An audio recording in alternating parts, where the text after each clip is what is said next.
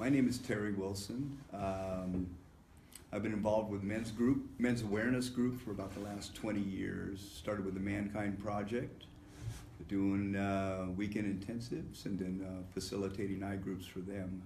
And then we actually took that same work and did about 5 years in Folsom Prison, doing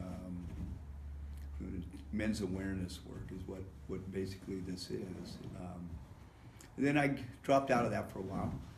Got 20 years was enough, and then I was introduced to this program here by a friend of mine, Barbara Bosong. I'm good friends with her husband, Ken, and Ken got to know me and my background and what I've done and who I am, and she goes, Terry, I think you'd like to volunteer up there. I go, what are you guys doing? And he goes, well, it's a anti-violence center, to have violence-free relationships. And I go, okay, what's it about? And he goes, well, some anger management kind of stuff. And I go, all right, well, maybe, but I'm not into shaming or guilting men, and I'm not into male bashing, so that's going to be a big block for me right away. And she goes, just come see what we're doing. And I did, and there's nothing even close to that happening here. This program is designed around caring for the men, and that fit right in for me. It's called anger management. I didn't even like that name. I don't. There's a connotation around it. It's more like, to me, like heart-centered life skill training, and it's based on studying our emotions and what our emotions are telling us. First of all, we got to identify what our emotions are: happy, sad, fear, shame, guilt, anger. They're all of them. So it's not just anger management, it's anger awareness, and it's emotional awareness.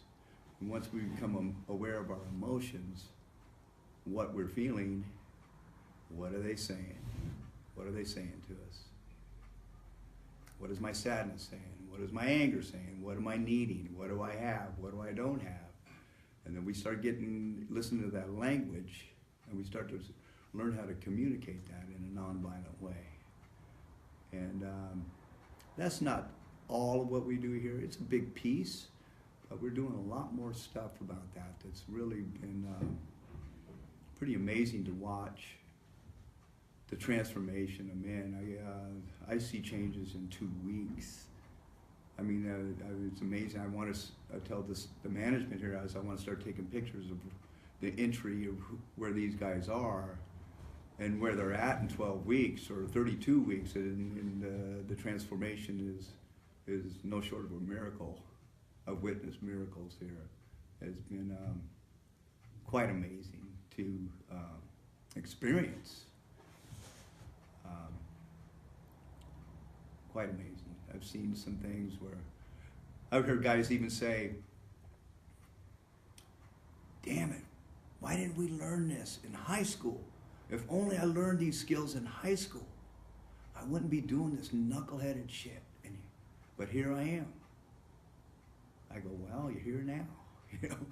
So maybe now you're ready. And so there is a positive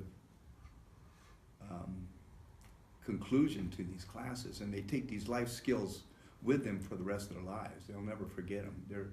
I tell these guys that go through these classes that you're ahead of the game.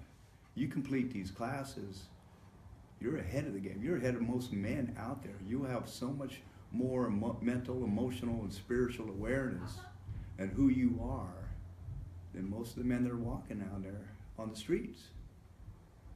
So, that excites them quite a bit. That actually they're getting getting in touch with some innate wisdoms of themselves that they never thought they could achieve. And so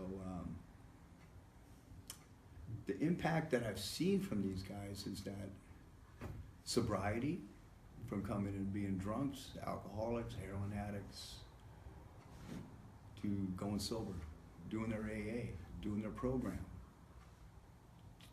reconnecting with their children, have their children taken away from them, wanting to go reconnect with their kids that they haven't been able, they've been estranged from for most of their life. Trying to patch relationships with their parents. Pushing out people that don't work for them anymore. Keeping a job, you know. Keeping a house above their head for the first time. Paying rent. These are big things that they never were able to do before that they're actually doing. It sounds like little things are huge things. The progress that's being made here. I've seen some real miracles here. So the impact that it has on me is that this allows me to do my work in here also. I try to be as authentic and real with these guys as possible, and the reward back is that they trust me, and I get that back from them. And we go to some deep, deep places in this room that I tell them, I tell you things in here that my best friend doesn't know about me, because I feel safe in this place doing it with you guys and knowing that you're not going to take it outside that door and use it against me. And they feel the same about me and the other men in the group. So we leave our armor at the door and we get real in here. And we get real, we find out, hey, we're not alone. We all have the same wounds, pretty much the same. The abandonment, the betrayal, I'm not good enough. There's about 4 or 5 main wounds that, and when one man starts telling about all this stuff and another man starts going, wow, dude, you just told the story of my life. He goes, I thought I was alone. I go, no. Yeah. We talk about mother wound, we talk about father wound. I explain my mother wound to the men. They look at me and they go, holy crap. And I just raise my hand, I go, who's got a mother wound? They never heard of it before. 45 minutes later, they all realize they've got a mother wound. So this stuff is good, heart-centered, transformational work. And I get very much rewarded by this. I'm selfish. I come here for my healing, not to heal, just to heal the other man. I've been pulled through my keyhole in my life, and there's reasons for all those things that have happened to me. And the reason those things are happening to me is to be here right where I'm at right now. Is to have the wisdom from those experiences and have the healing from those experiences, so I could share those experiences with the men and let them know how I came on the other side of that. And those wounds that I've had in my life are always going to be there, but they don't run the show anymore. And actually, now that I have awareness around my wounds, those wounds are now my medicine for healing myself and helping other people to do their healing journey. And so what we're trying to do here too is give that awareness for men. So a lot of the men that come in here hate themselves. They've never said they were any good. They're always told they're a piece of shit. And it's heartbreaking to hear, and it's heartbreaking to watch sometimes. So the last thing we want to do is hurt and shame and pile on that guy that's already been piled on all his life. And the reason most of the time that these guys are acting out is because they hate themselves inside. There's a level of self-loathing that comes out externally, and sometimes it's on the people that they love the most. So what we're trying to do is break the chain, because that's what happened to their daddy and their mommy got treated that way, and their grandparents did it to them, and they just didn't know any better. They were doing the best they could, they just didn't know any better.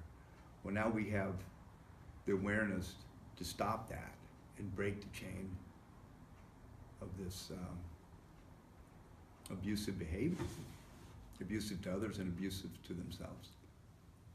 They can find truth, love, joy, happiness, and all the other stuff too, the sadness, the grief, and learn how to handle that also. I think I'm out.